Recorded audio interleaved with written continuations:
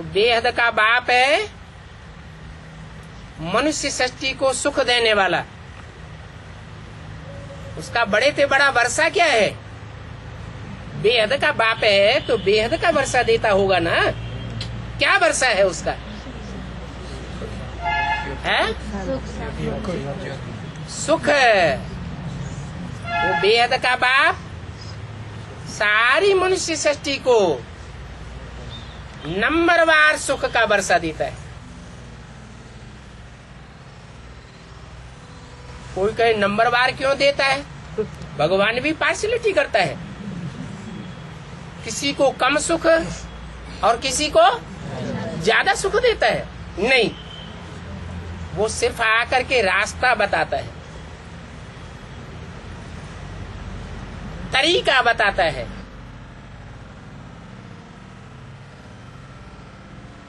कर्म अकर्म और विकर्म की गति बताता है। ऐसी चलन चलोगे तो जन्म जन्मांतर सुखी रहोगे, और ऐसी चलन नहीं चलोगे, वैसी चलन चलोगे जिसको कहें मनुष्य मत की चलन, या कहें अपने मन की मर्जी की हुई चलन, मन मत, या मनुष्य गुरुओं की मत, जो मनुष्य गुरु जन्म जन्मांतर देते चले आए और रिजल्ट में सारी मनुष्य सृष्टि दुख के गड्ढे में गिरती चली आई या उठती चली गई? गिरती चली आई। तो परमत पर चलेंगे या मनोमत पर चलेंगे तो जन्म जन्मांतर का सुख हथेली में आ जाएगा, दुख हथेली में आ जाएगा।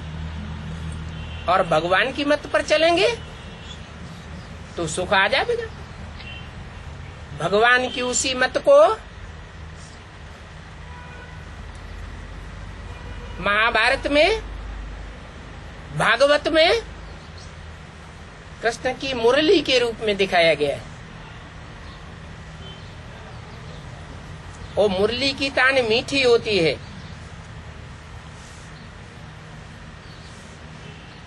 ब्रह्मा के मुख रूप से वो मीठी तान सुनाता है। नाम ही है ब्रह्मा। ब्रह्म ने बड़ी, मां माने मां। इस मनुष्य सृष्टि पर इतना बड़ा मां का पार्ट और कोई बजा ही नहीं सकता जितना ब्रह्मा ने प्रैक्टिकल रूप में बजाया।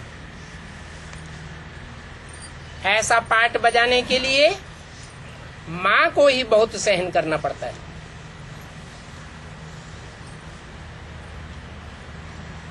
सहानुभूति बच्चों के प्रति धारण करनी पड़ती है, सहनशीलता धारण करनी पड़ती है, मीठी लोरी सुनानी पड़ती है। वो मीठी वाणी मुरली कही गई। वो मां का रूप है भगवान का, जिसे ब्रह्मा कहा जाता है। फिर मां के अनेक प्रकार के बच्चे होते हैं, या सब बच्चे एक जैसे होते हैं? अनेक प्रकार के बच्चे होते हैं। कोई दुष्ट स्वभाव के बच्चे भी होते हैं और कोई अच्छे स्वभाव के भी होते हैं। मां के प्यार का जायज फायदा उठाने वाले भी बच्चे होते हैं और नाजायज फायदा उठाने वाले बच्चे भी होते हैं। दुष्टों की संख्या ज्यादा होती है या अच्छों की संख्या ज्यादा होती है? दुष्ट बच्चों की संख्या ज्यादा होती है। तो ब्रह्मा के मुख से पैदा हुए उन ब्राह्मण बच्चों में ज्यादा तादाद के बच्चे ऐसे होते हैं जो और धर्मों में कन्वर्ट होते रहे और अभी आकर के भगवान के बच्चे, ब्रह्मा के बच्चे बन गए इस जन्म में। तो जन्म जन्मांतर है और धर्मों में कन्वर्ट होकर के रहे, उनके संग का रंग लेते रहे, तो भगवान के बच्चे बनने पर तुरंत सुधर जावेंगे या माँ को दुख भी देते रहेंगे? उनके दुख देने की वृत्ति एकदम जा नहीं सकती। बहुत दुख देते हैं माँ को। माँ सारी सृष्टि पर जिन जिन परिवारों की रचना करती है, उन परिवारों का नाम पड़ता है प्रजापिता ब्रह्मा कुमारी ईश्वरी विश्वविद्यालय। ये प्रूफ है कि सिर्फ भारत में ही नहीं, सारी दुनिया में ब्रह्मा कुमारी विद्यालय फैले हुए हैं। ब्रह्मा के द्वारा रचे हुए परिवारों में उन ब्राह्मण बच्चों की पालना हो रही है, लेकिन उनमें ज्यादातर बच्चे ऐसे हैं जो आसुरी स्वभाव वाले हैं। इतनी मीठी वाणी सुनने का नाजायज फायदा उठाया है, उस वाणी की ओर उन्होंने ध्यान नहीं दिया। वो मुख वंशावली, मुख से निकली हुई वाणी से प्रभावित नहीं होते। शास्त्रों में लिखा है ना, ब्रह्मा के मुख से कौन पैदा हुए? ब्राह्मण पैदा हुए। अब वो एक कुरी के तो ब्राह्मण है नहीं, नीच कुरियों के भी ब्राह्मण पैदा हो गए। तो जो नीचे नीचे कुरी के ब्राह्मण है वो ब्रह्मा को भी दुख देते हैं, और जो अच्छी चलन चलने वाले ब्राह्मण हैं उनको भी दुखी करते हैं।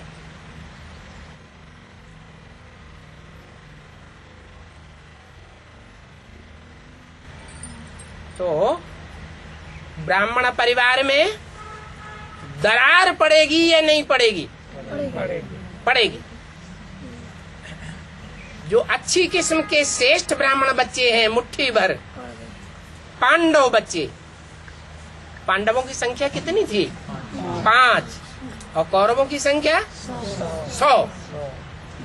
माने कौरव और यादव बहुत होते हैं और पांडव मुट्ठी भर होते हैं।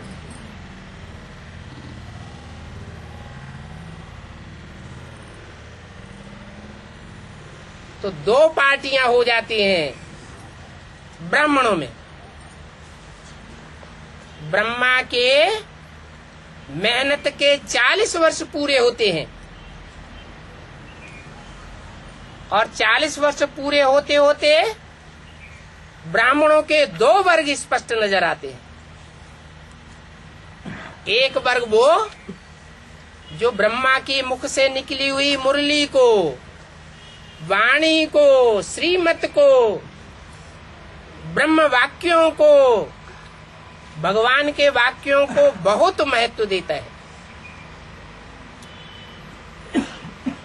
श्रीमत पर चलने के लिए अपनी जान भी हथेली पर रख करके चलते हैं, परवाह नहीं करते। और बाकी ऐसे ब्राह्मणों की संख्या ढेर की ढेर होती है जो ब्रह्मा के मुख से निकली हुई वाणी की परवाह ही नहीं करते, मनमत पर चलते हैं, मनुष्यों की मत पर चलते हैं, मनुष्य गुरुओं की मत पर चलते हैं, देहधारियों की मत पर चलते हैं। रिजल्ट ये होता है कि बाप के रूप में जो प्रत्यक्ष होने वाला भगवान है उसको पहचान नहीं पाते। भगवान के लिए तो गायन है, तुमेव माता च पिता तुमेव। भगवान बच्चों के सामने पहले माता के रूप में प्रत्यक्ष होता है, बाद में बाप के रूप में प्रत्यक्ष होता है। माँ के मुख से निकली हुई वाणियां ही बाप की ओर इशारा करती है, नहीं तो बच्चों को बाप की पहचान कौन देता है? किसी को क्या मालूम इस बच्चे का बाप कौन है? कोई को पता होता है क्या? कैसे पहचानते हैं बच्चे कि ये मेरा बाप है? कौन बताता है? माँ ही बताती है। तो ये जो बेहद की नई सृष्टि स्थापन हो रही है, इसमें भी ब्रह्मा के मुख से निकली हुई वाणियां ही बाप की ओर इशारा देती है। अब कोई बच्चे बड़े बच्चे होते हैं, कोई बच्चे छोटे होते हैं, कोई बालिग बुद्धि होते हैं, कोई नाबालिग बुद्धि होते हैं। तो ब्राह्मणों में भी जो बालिग बुद्धि बच्चे हैं वो बाप को पहले पहचान लेते हैं, क्योंकि ये नियम है कि जिससे प्यार होता है उसकी निशानी क्या होती है? हा? उसकी बातों से भी प्यार होता है। तो यहाँ भी ये नियम पक्का है कि मुरली से प्यार, माना मुरलीधर से प्यार। जिसको ब्रह्मा के मुख से निकली हुई इस मीठी वाणी से प्यार नहीं है, तो समझ लो पक्का कि उसको भगवान बाप से भी प्यार नहीं हो सकता। तो ऐसे प्यारे बच्चे जो माँ को भी पहचानते हैं और बाप को भी पहचान लेते हैं। बच्चों के सामने कौन पहले प्रत्यक्ष होता है? माँ पहले प्रत्यक्ष होती है। परंतु जो बड़े बच्चे होते हैं, बालिग बुद्धि बच्चे होते हैं, वो बाप को पहले पहचान लेते हैं। उनकी संख्या बहुत थोड़ी है। इतनी बड़ी सृष्टि, 500-700 करोड़ मनुष्यों की सृष्टि, सारी सृष्टि वसुधा माने पृथ्वी और पृथ्वी के वासी सब भगवान का कुटुंब बनने वाले हैं। लेकिन पूरा पहचानने वाले कितने निकलेंगे? जो अंत तक एक बाप को पहचान करके एक बाप को ही फॉलो करेंगे, दूसरे धर्म पिताओं को अथवा दूसरे मनुष्य गुरुओं को फॉलो नहीं करेंगे। वो कितने होंगे?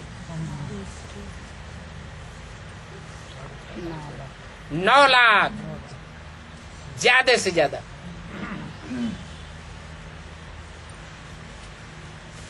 वो 9 लाख सितारे इतनी बड़ी सृष्टि के अंदर बाप को पहचान करके बाप को अंत तक प्रत्यक्ष करते रहेंगे।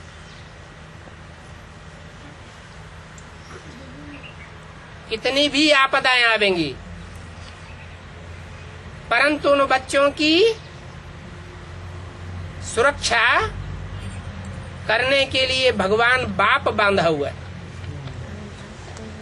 मुसलमानों की कुरान में भी लिखा हुआ है कि जब कयामत होगी, कयामत बर्पा होगी, तो भगवान के बंदे बड़े आनंद में रहेंगे।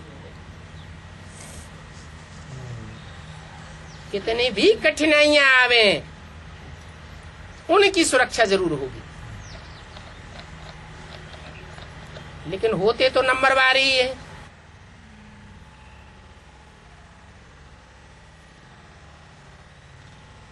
अभी वो समय जल्दी आने वाला है। ओम शांति।